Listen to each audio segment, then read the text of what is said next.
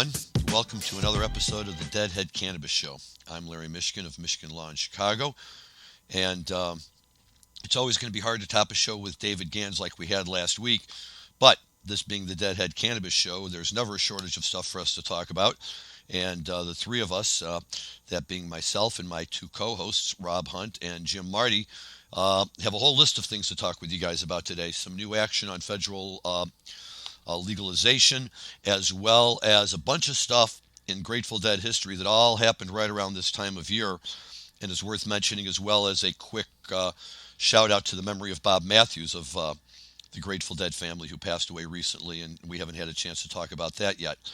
But diving in really quickly, let's say hi to everyone. Jim Marty, how are you doing today? Very good as we turn to fall here. As I think it was in a song sometime, summertime gonna come and go, my oh my. Seems like just a few weeks ago we were out there in our t-shirts enjoying Phil and friends, and now we're getting a dusting of snow in the mountains here. Okay, it's that time of year. And looks like he's back in California and living life down there the good way. Rob Hunt, how are you, Rob? I'm great. I'm in the land where we never get dustings of snow in San Diego, so it stays summer all year long. So despite what U.S. Blues may say, it's summertime, stay and stay, my oh my. All's good. Looking forward to another fun episode today. Fantastic. Well, let's dive right in, and let's swing right back to Rob, because we are going to talk today about the Hall of Flowers. Rob, if you could give our listeners, those who may not know what the Hall of Flowers is, a quick background on it, and tell us how this year's show went.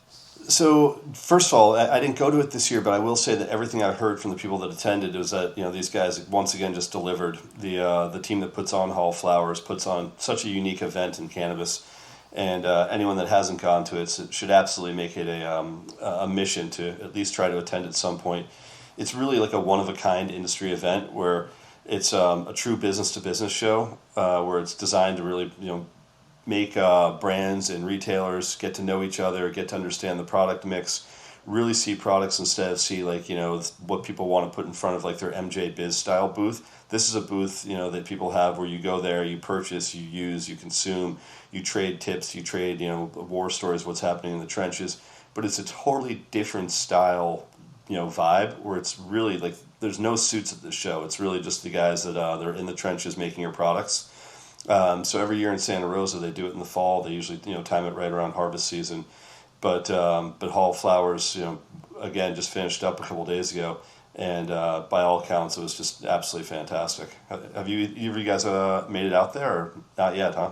No, but from what you're saying, I think I should look into it. As do I. I've never been to Hall of Flowers, but I would love to get out there. Just the way you make it sound, Rob, it's making me wonder why I haven't been there 3 times already. So come next year, I'm going to try and rectify that, and maybe we can even tape an episode from Santa Rosa.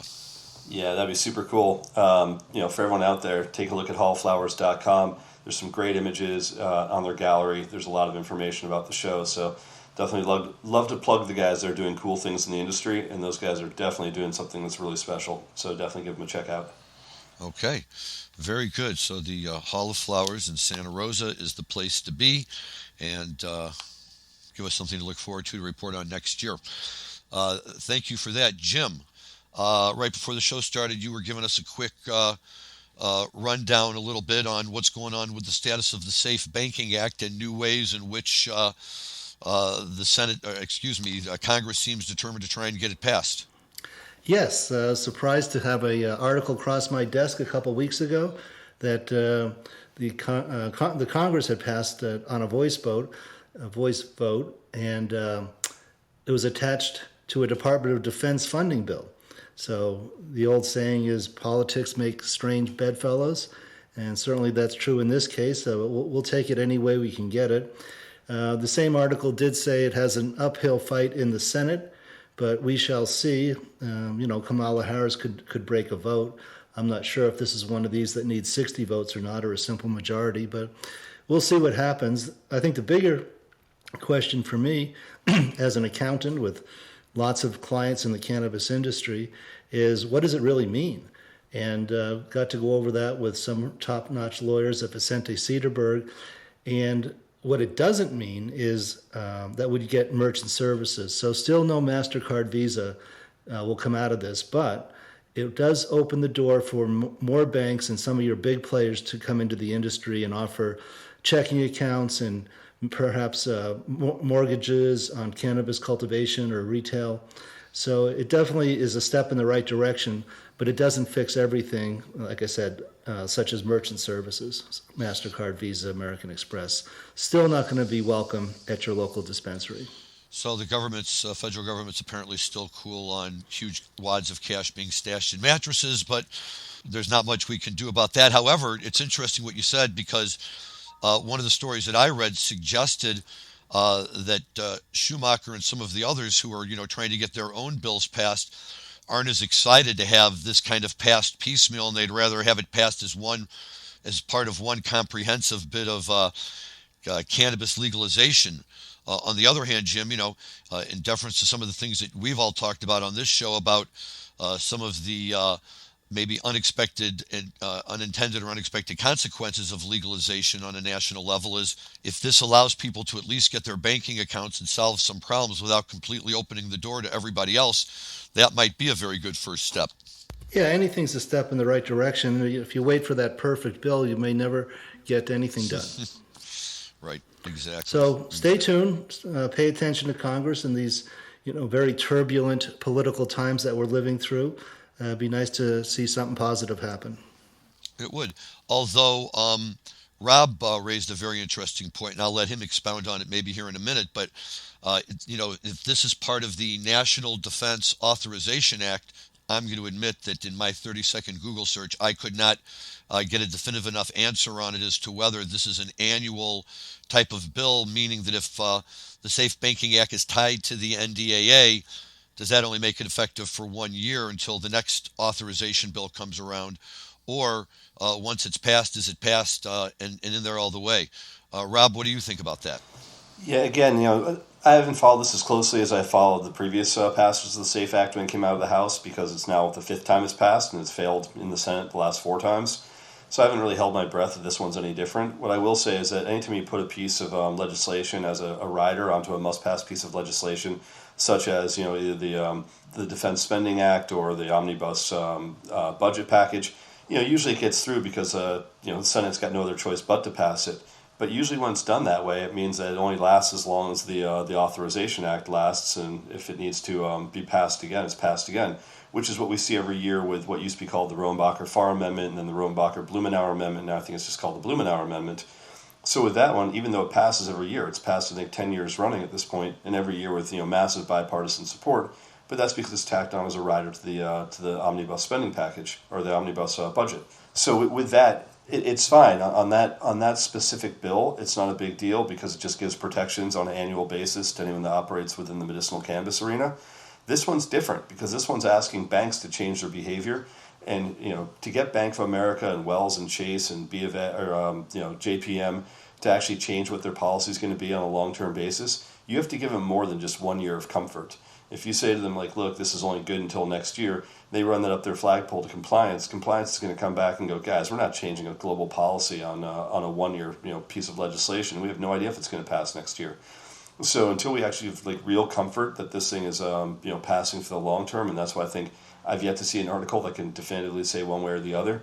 I'd be wary about the passage of this anyway, of whether or not it even really means anything outside of just a symbolic victory in Congress and the Senate to say we got banking passed, but it's not going to change the attitude of the big boys in the process. Yes, and to Larry's comment about mattresses stuffed with cash, actually we're 10 years ago that was true, but a lot of credit unions are accepting cannabis clients. Our company gets paid 99.9% with checks these days. So the local credit unions are jumping into this space and filling it out. It is expensive to have a checking account in the cannabis industry, $1,000, $3,000, $5,000 a month, depending on your volume. The issue there is that if a credit union does decide to get into this industry, they've got to build their own internal compliance department, and it's very expensive for them. So they're just passing along the cost of compliance onto their customers. So that's where we're at with banking. Bridge West and Vicente Cedarburg today did a an hour-long webinar on it, which the links to that can be found at our Bridge West website if anybody wants more details on the current state of banking, lending, and investing in the cannabis industry. Yeah, and again, that's kind of a distinction without a difference as far as the way the banking is working right now, because there are enough financial institutions that are banking cannabis clients. So it's not really a question of whether or not you got access to a bank account these days. Anyone that's relatively savvy in the cannabis space should be able to get a bank. The bigger question is access to leverage, and that's where I'm really waiting to see whether or not banks start lending. And if they start lending at like LIBOR plus instead of at 12 to 15% coupons that we're seeing right now with private lending. That's going to make a huge difference in the growth of the industry, because there's nobody right now that's got access to really cheap capital. Even the biggest guys, even the GTIs of the world, when they raise money at 7% coupon, that was considered to be the cheapest capital we've ever seen. But that's still 5.5% above prime. So that's where we're waiting to see whether or not the banking changes and whether or not the Safe Banking Act is going to make a major impact. Yes, very good points, Rob. We're hoping to close on a first mortgage for a cultivation on the East Coast here from a bank right at what you were talking about, 7%. So we'll see if that happens. We got a commitment letter went out this week, so we're on it. But outside of first mortgages, which are with full personal guarantees on that first mortgage, we're not seeing a lot of lending. Okay, so like everything else on the federal level, we'll take a step back and wait and see how it plays itself out and be prepared to talk about it when it happens. One other thing of note, it looks like stories are coming out that the state of Pennsylvania might soon be looking at a proposal to join the ranks of those states that have added an adult use component to their marijuana program. They currently have a medical program in Pennsylvania, but nothing adult use wise yet, even though New York State is now on board. I believe New Jersey is now on board. So that's not really my part of the world, but I'll defer to Rob in terms of what that means for the East Coast market if Pennsylvania does in fact come on board with adult use. Yeah, I mean, look, we've had 3 years now of John Fetterman and Governor Wolf saying that they're making this a major portion of their policy and what they ran on, and I think that Fetterman is absolutely one of the biggest proponents of legalization of cannabis. So it doesn't surprise me, but this isn't coming out of the governor's mansion. This is actually coming out of the state legislature. So they've put bills forward before. They haven't really done too much, so we're not sure what's going to happen this time. But there's more and more support when you think that already their neighbor to the north in New Jersey is going to have adult use legalized cannabis. Hockman now in New York is certainly progressing where Cuomo kind of left off. It's one more step in kind of the link of just dominoes falling in New England. So it's been expected for a while that Pennsylvania is going to move, but if it does, I mean, look, that's a 10 million person state. That's one of the 8 biggest states in America in terms of population.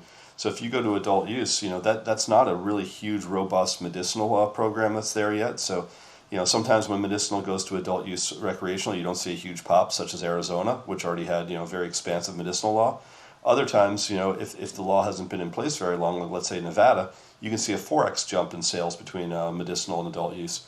My guess is Pennsylvania would be more like a 6x jump, simply because they just don't have that many years of history in medicinal, and you've got such a huge population of potential users, or total addressable market, as we like to say. So the expectation is that Pennsylvania is going to make a real impact, and I'd put that market at somewhere around $3.5 to $4 billion a year in retail once it's fully operational. Yes, we do some work in Pennsylvania. A couple of comments is the legislatures, they know if it goes to a ballot issue that it's going to pass. So, they get out in front of it by crafting the legislation that they want in their state house. So it is interesting to see more and more of these adult use initiatives coming out of state houses and not ballot initiatives. One point. The other is, the medical program in Pennsylvania has been very successful on the cultivation side. There are some enormous cultivation sites in Pennsylvania. I'm talking 250,000 square feet. So if and when they do get medical, they won't have the same problems that Massachusetts has, per se, of not enough product. I think they'll have enough cultivators built into the medical program that they'll be able to supply the adult use too. So that's my 2 bits on Pennsylvania. Very good. Like everything else, we'll see what happens there, but I think there's always room in the market for another state, and a state like Pennsylvania to generate those kind of returns would be very impressive, and also a big boost for the market. So with all this going on the marijuana side, we could certainly keep talking forever, but there's just as much on the Grateful Dead side, and I think that we would be remiss if we don't pivot right now and dive into some of it, because it turns out this is really a very fruitful time for the Grateful Dead and their fans. Those of us old enough to remember, and you may not be one of them, Rob, back when we were touring in the early 80s, this was always the time of year when we were on the road and checking things out on the East Coast. But so much has gone on, and we're going to dive right into it as soon as we take a moment, I think, to really honor and pay tribute to a big member of the family who passed away just a couple of weeks ago, Bob Matthews, one of the original sound engineers for the band, and a guy who, along with Betty Cantor, are generally acknowledged probably to be, two of the best sound people ever to work in the industry, let alone with the Grateful Dead. But Bob was there at the very beginning. He knew Bob Weir back from high school days, and was involved with Mother McCree's and up through the Warlocks and into the Grateful Dead. The Garcia family tweet after they announced Matthews' passing was that without Bob, Live Dead, the album Garcia, Europe 72, Skull and Roses, and Working Man's Dead might not ever really have come into being, or at least not the way that we know them. One excellent example on that was shared this past Sunday by our new friend of the show, David Gans, of Tales from the Golden Road on the Sirius Deadhead station. And he was telling us about an interview that he had heard with Bob Matthews a few years back, and they played it. And Bob Matthews is like a kid in a candy store explaining how the studio that they went to at the time to record in the San Francisco area had a Studio D that was all the way in the back, and nobody ever wanted to go into Studio D to record. Everybody wanted to be in A and B, which was right up front. But he and Garcia and Kreutzmann went back into Studio D when Garcia was getting ready to start recording the Garcia album and was still fiddling around with some of the tunes. And he said they went in there and they got everything all set up, and at one point Garcia walked over and sat down and started playing the piano. And he said, this room wasn't very big, so the piano was literally right up against the drums, and he was noodling on the piano, and Kreutzmann was noodling on the drums. And, after a couple of minutes, they found this groove that they really played, and they really played out, and it ultimately became the foundation for the Wheel. And they played it, and when they were done, Matthew says that Garcia turned around to him and said, "Bob, tell me you were recording that." And Matthew's response was, "Damn, Jerry, you don't know me well enough to know. Of course I was recording that." And so he said they were immediately able to take that and sit down and work through it, and Hunter came up with the words in a matter of hours, and within a day or two, they pretty much had the polished tune ready to go. But he talked about all the different little things that went into the tune, and on the album, the very intricate introduction into the tune with all sorts of little background sounds and noises that lead into it, and that ultimately kind of dissolve into the opening riffs of the song. But it was fascinating to hear, these types of stories and examples from the guys who were there when the songs were created and when the songs were being being put together and recorded and played live for the first couple of times. And, where would the Deadhead world be without Live Dead or Europe 72 for that matter, or any of these albums? So, I don't think, he probably doesn't get enough credit, Bob Matthews, but, he can't get enough. And anytime you ever saw anything that said sound by, Bob and Betty, you always knew you were going to be in pretty good shape. Jim, you have any thoughts on that? Yeah, he'll be missed for sure. And, I was a sophomore in high school when that album came out. So I remember seeing in the LP format, and it was like your friends were saying, "You've got to listen to this album. You've got to listen to this album. This is the best album." And it's got The Wheel on it. It's got Deal on it. It's got so many what became classic Grateful Dead songs. I think I mentioned this on a prior broadcast, but I heard this story that Jerry, Mountain Girl, was pregnant with one of their first children, I believe, and Jerry had to buy a house for them. And that's when he went into the studio to record that album, so he'd have the money to buy his first house. And he called it, that album was all about wheeling and dealing. Very good. Rob, any thoughts on Bob Matthews? No, just, that I think a lot of people don't realize, how early he was. He was actually a member of Mother McCree's Uptown Jug Champions, so that predates the Warlocks. So if you think about, kind of like what became, the Grateful Dead before there was the Grateful Dead, before there was the Warlocks, there was Mother McCree's, and Bob was actually in that band. But to be considered their first roadie and their first sound engineer, that's someone that goes back as far as anyone does with that band. So, just a little bit sad knowing that they're of that age where it's not uncommon now that we're losing someone, relatively, I wouldn't say frequently, but far more often than we'd like. So, hopefully everyone else can stay around a bit longer, make some more great music for us, and, put together some more great stories for us. Yeah. How old was he when he passed? I don't know, but he had to be in his 70s at least. He's the same age as Bobby, I think, and I think Bobby's in his mid-70s now. Yeah, Mid-70s. Yeah, so he definitely been around for a while, but that's I think what makes it so amazing is the stories are he went back to high school with Bobby, and they interviewed Gans and Gary Lambert the other day interviewed a woman I can't remember her name who went to high school with them, and she talked about the early days when they would all after high school gather at one of their houses so that they could practice for what became Mother McCree's and all of that. And I just thinking, we never had anything exciting like that going on at my house after school, but I guess you just have to be in the right place at the right time. But yeah, Bob Matthews is definitely someone who will be missed, and I would say to newer and younger Deadheads, if you're not really following this conversation entirely, you should really make it a point to read up on Bob and go back and listen to some of these albums that we're talking about, which really form, in my opinion, the basis of who the Grateful Dead are and what they're all about. And you're doing yourself a disservice as a Deadhead not to know who Bob Matthews is and the role that he and Betty Cantor played in helping the Grateful Dead create their sound. Yes, and if you can get it in the LP format, to enjoy the beautiful artwork on the cover of that first Garcia Solo album. Yes, that's true. I'm always a fan of the vinyl for the cover art, but that's a good one as well. So, speaking of getting on, I happened to see some of the Phil Lesh shows here in Colorado a couple weeks ago. Nice brand new venue right on Dillion Reservoir, which is a large reservoir up in the mountains above Denver. Actually supplies Denver's water supply. They built this venue a couple of years ago, and then of course nothing went on in 2020 because of COVID, and it's open now. And yeah, beautiful little amphitheater. It's kind of like a mini Red Rocks with it holds about 3,500 people. Very low key, no security to get in. Just walk right in and scan your ticket. Nice big pit in front of the stage for dancing.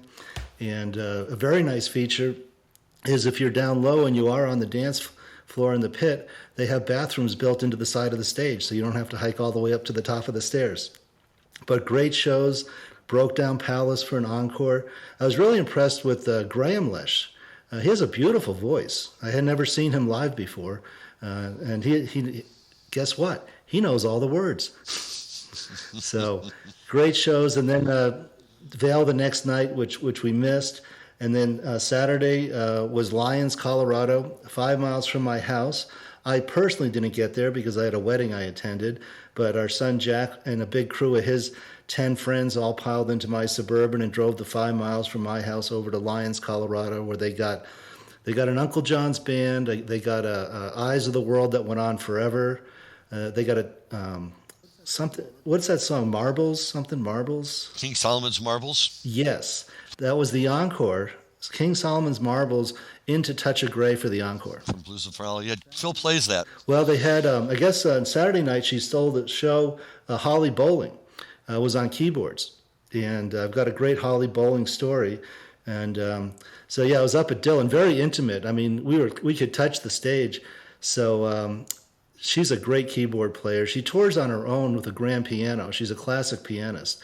And she always wears her signature little baseball hat, And so she comes out on stage at Dillion, and I'm yelling, "Hey, Holly! Hey, Holly!" I'm trying to get her attention because I actually met her after a Fish show on Shakedown Street after a Fish show at Dick's a couple years ago. And I recognized her because of her signature cap that she always wears. And we stopped, and she chatted. I said, "Hey, how you liking the Fish show?" She goes, "Oh," a classic line she tells me, "Trey will be Trey," she said. So I actually got to meet her a couple years ago. So I'm up at Dillion. I'm 20 yards away from her or less. And hey, Holly, I'm trying to catch her eye. And I didn't. But then some guy comes over to me. He goes, "How do you know Holly Bowling?" So I told him the story of how I had met her at Shakedown Street after a Fish show. And he goes, yeah, I'm torn with her. My best friend is her boyfriend, and we're torn with her. So yeah, that's really cool that you got to know Holly Bowling. So that's my Holly Bowling story. But I guess she stole the show on Saturday night. I guess she just tore it up. But yeah, Phil looks good, 81 years old, very thin, but he seems to have a good energy level. He was dancing, he sang, his voice was very strong, singing, of course, with Graham and backing him up. And I forget the fellow's name, a local Denver musician, Berkeley-trained guitar player, played lead. And Graham was so cool, he actually kind of imitates Bobby's style. So when the guy doing lead was stretching out, he was like filling in the middle the way Bob Weir does. So wonderful Phil shows, and now he is off to the New York City to a big run of shows at the Capitol Theater. Correct, and I will be there October 11th, 12th, and 13th, which are the first 3 nights of that 9-night run. And for those 3 nights, it will be the quintet. He'll be playing with Warren Haynes, Jimmy Herring, John Molo, and Rob Baracco on the keyboards. And I love that collection of musicians. Any one of them alone is great. And to hear all of them together, for me, is about as good as it gets. It really brings out the best in Phil. And with Warren Haynes on the scene, he can sing a lot more than Phil, which is even better. I have no idea where Graham Lesh got his voice from, but it certainly wasn't from his father, with all due respect to Phil, who we love. So I'm very excited to see those Phil shows, and I'll be reporting back after those. We did have a couple of Dead & Company shows here a few weeks ago at Wrigley Field, which were very, very good shows. And, as I tell anyone, on any given night, who doesn't want to go out to Wrigley Field with, 39 or 40,000 of your, nearest and dearest Deadhead buddies, and just sit around and, and watch the guys who wrote it all perform it. While it can be a little frustrating sometimes to see the way Bob kind of reinvents Jerry's tunes, and I just have to say, we talked about this a little bit with David Gans last week, but I'm listening to all of these Bobby tunes when I'm driving around that he just never is playing. When was the last time they played I Need a Miracle? I just don't remember. When was the last time they played My Brother Esau? When was the last time they played Victim or the Crime? When was the last time they played any of these Bobby tunes? And they're his songs. I'd like to hear his songs a lot more, but we got what we got. It was all good, and another run with Dead & Company, so that was fun as well. Well, as we mentioned, we have a 4-night run of Dead & Company coming up here in Colorado with 2 shows at Red Rocks and then 2 at Fiddler's Green. But Rob, you got to see Trey recently with the Trey Anastasio Band up in Boston. How was that? It was great. It was a full reunion of a bunch of old friends I hadn't seen in a long time that all happened to converge on a venue for a night. So if nothing else, there could have been nothing playing. It would have been a great night. It just happened that the accompanying band was Tab, and it was fantastic. The Sand that night was amazing. Most of what they played was super tight, so it was really fun. But it was for me more fun to be outside on a Boston summer night next to the water at a venue that I've told you guys about before called the Bank of America Pavilion. So really fun. Trey is definitely at the top of this game. Jennifer Hartswick, as always, kind of stole the show for parts of it. There was a father-daughter trombone team that was just absolutely crushing. So, it's one of the things I love about Tab, and I love about a lot of bands. And any band that has a horn section, I'm usually okay with. And Tab certainly has got one of the best ones in the business. So it was a lot of fun. Right. Jennifer is the trumpet player, correct? She is. And when I lived in Burlington, I'd go see her every Wednesday night at a little bar called Red Square. So I've been seeing Hartswick play for a long, long time, and it's great that she has such a huge audience now of Fish fans that really follow what she does professionally, because it used to be just kind of a local musician that would play around Burlington, who now just has a great national following. Huh. And is that how she met Trey? It was back in Burlington? It was. It's a lot of the people that play in that band, had their Burlington roots, and that's true of a lot of the other horn players that used to play in the Giant Country Horns that played with Fish, back in the summer of '91, and then since then on a bunch of other tours like Dave Grippo and Carl Gearshardt and Russ Remington. Those were all touring musicians from Burlington as well. Well, I certainly agree with you that Trey is on top of his game. His guitar was blazing at Dick's on Labor Day weekend, and we got the fall tour coming up. They're going to start out in Sacramento and finish up in Las Vegas, so it's all West Coast. I've heard some good things about the venue they're going to play in Sacramento, that it has big garage doors that can open and get some good air going through there. Rob, what do you know about that venue? Very little, actually. I don't know very much about it at all. Yeah, I guess it's the first time Phish has played Sacramento in about 25 years. Well, although they just played Shoreline, right? So I mean, and they were going to play Reno, so they're in the general area. Yeah, that's what I was going to say. Is Tahoe for the last 10 years has really been their spot. So it doesn't surprise me Sacramento's taking a backseat to playing Tahoe. Mm-hmm. Well, a comment I would make is, Trey is actually following in Jerry's footsteps in a very substantial way. In that, one of the reasons for the Jerry Garcia band, and and the corollary is to the Trey Anastasio band, is Jerry would say, hey, if the Grateful Dead are not going to play for 3 or 4 or 5 weeks, I'm going to lose my chops. And so that's what was one of his founding principles of the Jerry Garcia band, is playing those smaller bands. He liked playing in the bars because he got paid in cash, and we all know where that went. But similar now, Trey, when Phish has 2 or 3 or 4 weeks off, he's back out playing, not losing his chops, staying on top of his game by playing with the Trey Anastasio band. So very interesting how similar those two people are in so many ways. Yeah, certainly. Both very devoted to their craft, no question about it. Two other topics that we really have to cover. One, I know is something that Rob had talked about, and we all know about it to some degree as well. Anyone who's ever listened to the Grateful Dead albums, Reckoning or Dead Set, which for a lot of people, including me, were the first really live Dead music I was exposed to, even before Live Dead. That was kind of my album entry into the Grateful Dead, was listening to those albums and getting a feel for what they sounded like live. But those albums pulled all of their music from 2 historic runs, one at the Warfield Theater in San Francisco, followed by one a little bit later in October at Radio City Music Hall in New York. There's been films made of them and all sorts of tapes, and of course the 2 albums we just mentioned. But that was 41 years ago. 41, but that's right. But it was a combination of Radio City and the Warfield, and the run that just started was actually the Warfield in San Francisco. But that was in 1980. They did a really unique format where they played 1 set of acoustic and then would come back out and play 2 sets of electric.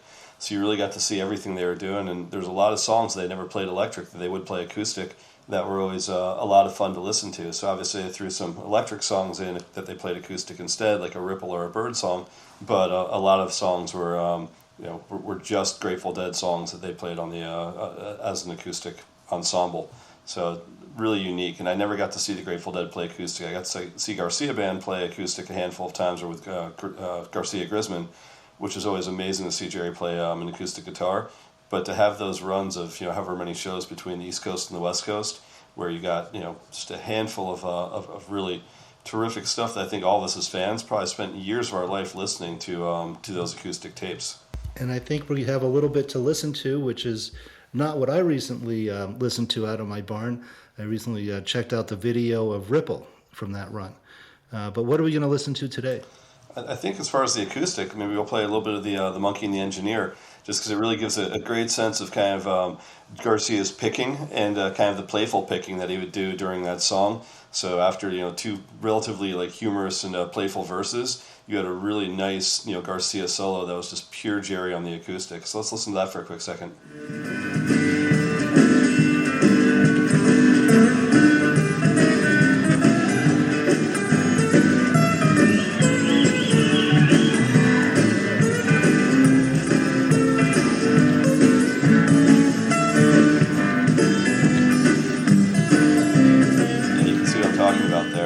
Really fun stuff. It is, and I think they really enjoyed those shows. My guess is they probably love to do acoustic shows. It was very nice for them, a little more intimate. And I love the pictures of the drummers just kind of sitting there, each with a snare drum and a little flare type of drumstick. But as I recall, I always remember Phil still holding an electric bass. I could be wrong about that, but I think that Phil was always still kind of on the electric bass as the rest of them segued over into. But they'd sit around in a circle and they'd play the tunes, and yeah, that's fantastic stuff. And those are fun tunes, especially Monkey and the Engineer. I really like that song a lot. I used to sing that to my kids when they were little. And yes, and the video of Ripple, Phil is plugged in for sure.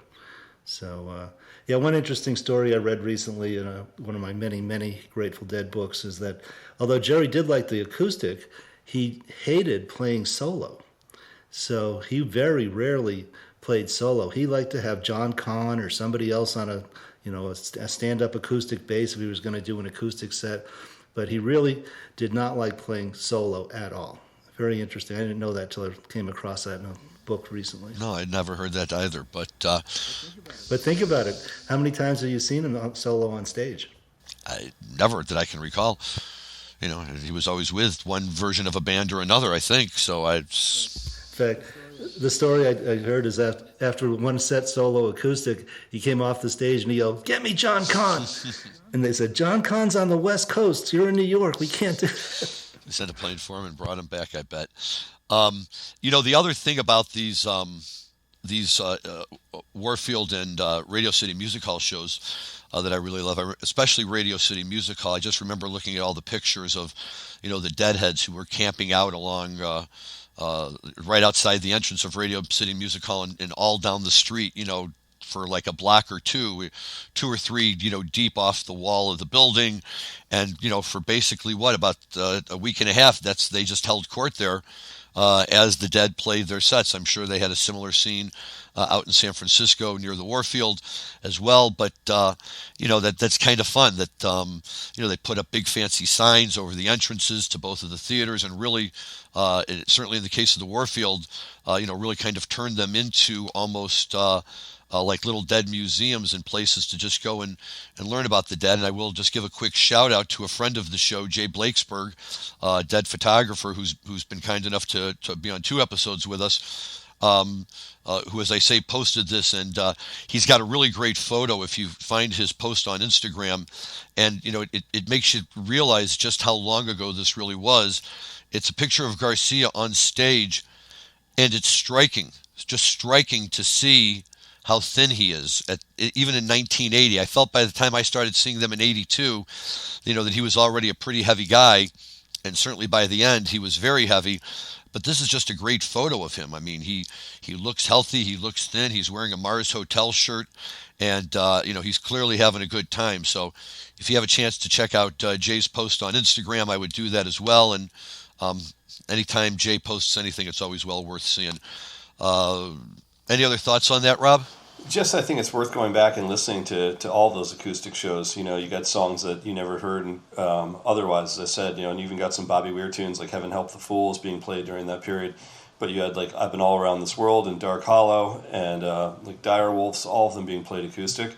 So, because we're airing this show on October the 3rd, that was the show from the Warfield that we picked to kind of feature today. But there's some great stuff there. And the other cool thing about it is if you have listened to Reckoning or you have listened to Dead Set, every song from those was taken from, one of those nights. So you kind of have to go back and look at the track listing and see which night it was recorded and then go back and mix and match because there was a handful of different things that were pulled for both. And, much in the same vein that they did the shows in, the Reckoning was basically one long acoustic set and Dead Set was, two full live sets. So, really cool. And if you remember, talking about album art, if you remember that one, what made that album art was so amazing is you'd open up the double disc and it was the Golden Gate Bridge essentially connecting to the Brooklyn Bridge with kind of like Grateful Dead world in between, which was always a really cool idea of bridging East and West with Grateful Dead fans and the venues they played in to make those albums. Absolutely. That is classic Grateful Dead cover art. And like I say, those albums were, in many respects, my first true introduction to the Grateful Dead. I had listened to American Beauty and Working Man's and a lot of that other stuff. But, these really allowed me for the first time to really kind of capture the true feel of live Dead. I hadn't been introduced to Skull and Roses yet. I knew about Europe 72. But these were just great, and I love the acoustic, and I think that as much as anything pulled me into this band. That they just were had that broad a scope of what they could do and play and sound good doing it. And those acoustic songs hold up so well years later. It's just a real pleasure to listen to it. Yeah, Dead Set and what was the acoustic one? Reckoning. Both big part of my world in the early 1980s. Out of college, setting up my first expensive stereo, listening to those albums over and over, and they're still classics. Always good stuff. I think those were some of the first albums they played on Arista. So that was the Clive Davis years. So if you think back to we used to play for Silver, now we play for Clive. It's the sort of transition from old record company to being really heavily recruited by Arista and Clive Davis.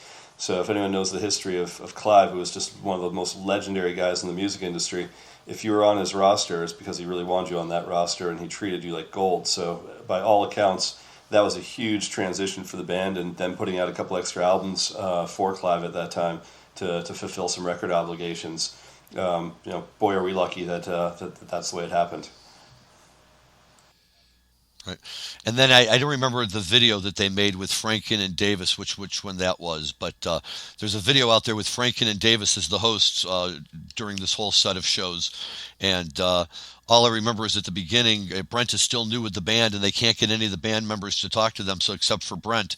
So they ask Brent if he'll introduce them. So he walks out on stage and says, "I don't know who these guys are, and I don't think they're very funny. But, here's Franken and Davis." And then, they get on and they do their shtick. And then, of course, the Dead come out and play. But it's a fun video to watch. So if you ever have a chance, you should go back and check that out, too. One other thing in Dead World that we wanted to talk about today, and it's amazing, guys, how even when we don't have a guest and we don't really have a lot to talk about, we always have so much to talk about. 54 years ago, last week, on September 29th, 1967, the Grateful Dead played a show that they played apparently under the name of the Straight Theater Dance Troupe because they were trying to hide who they really were for reasons that I still don't really quite understand. But it was a kind of a running joke. And the second set of this show is famous because it is the first time that Mickey Hart played with the band live on stage.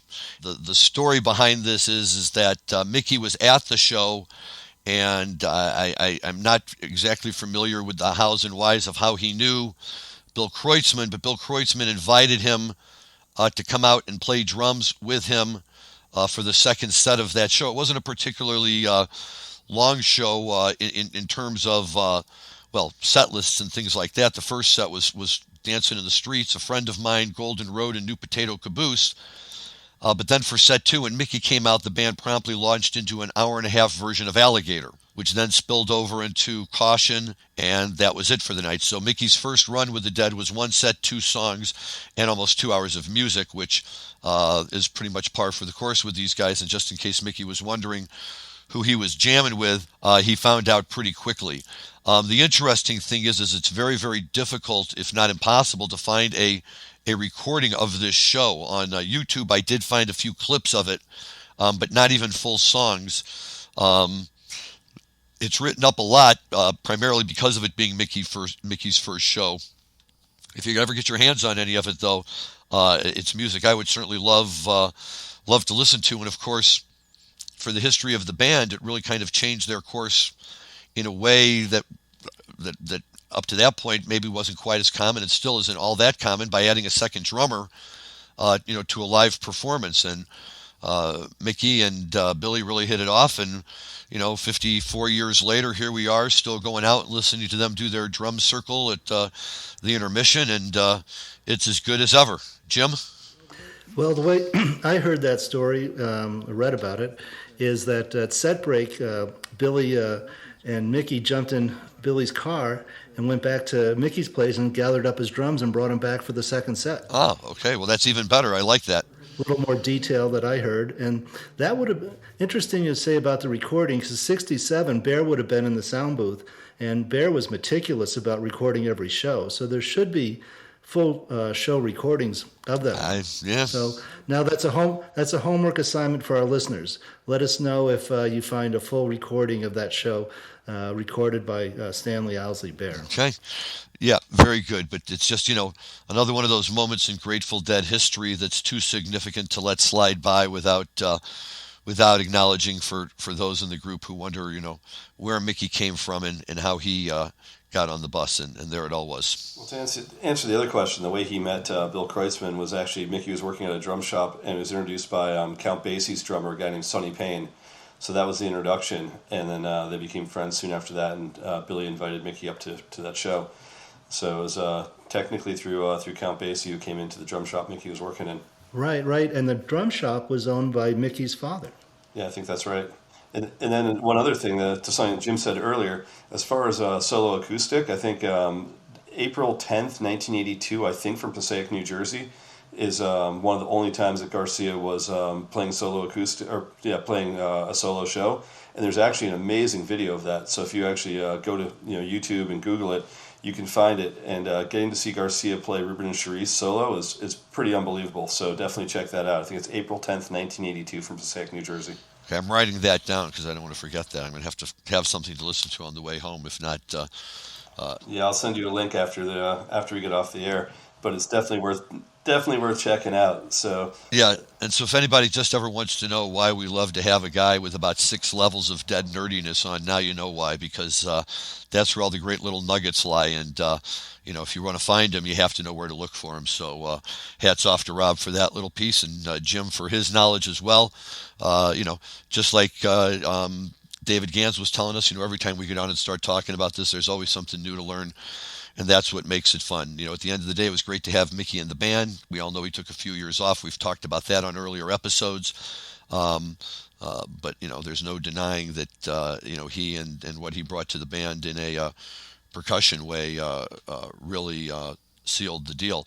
Actually, just a quick little story here before we go in that regard for for Yom Kippur this year, the group that my wife and I belong to, that's kind of an informal, not really quite a synagogue, but our own little group that we go to. One of the guys who leads the services has really wonderful eclectic music taste that tends to run more towards the far east. And at one of the moments, he introduced a prayer to kind of a Sufi musical beat, drum beat.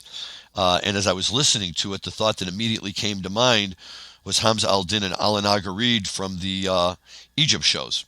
So I went back and found those shows and shared them with him, and he and I had an opportunity to discuss that. And as Mickey would say, this is all about living on the planet drum, and everything in our lives is acoustical, and it's just a matter of stopping and listening to it and appreciating it. So hats off to Mickey, and hats off to Billy for having the foresight to invite him in the band 54 years ago. no doubt.